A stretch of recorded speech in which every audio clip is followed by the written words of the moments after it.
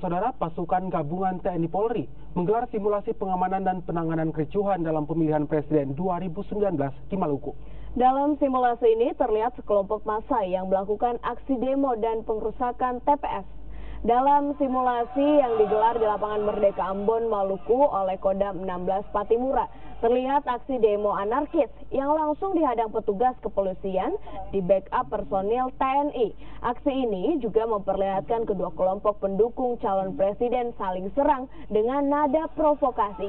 Massa yang semakin anarkis membuat petugas menembakkan gas air mata dan penanganan skala besar dengan melibatkan anggota TNI. Dalam pemilihan presiden tahun 2019 ini, seluruh anggota TNI dan Polri di Maluku diperintahkan untuk bersikap netral. Kemudian dilakukan secara terpadu semua yang terlibat, mana kepolisian, kemudian unsur-unsur yang lain dari TNI maupun pemerintah daerah.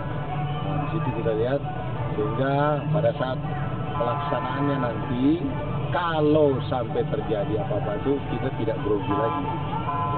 Sudah netral. Semuanya kita ini masih netral.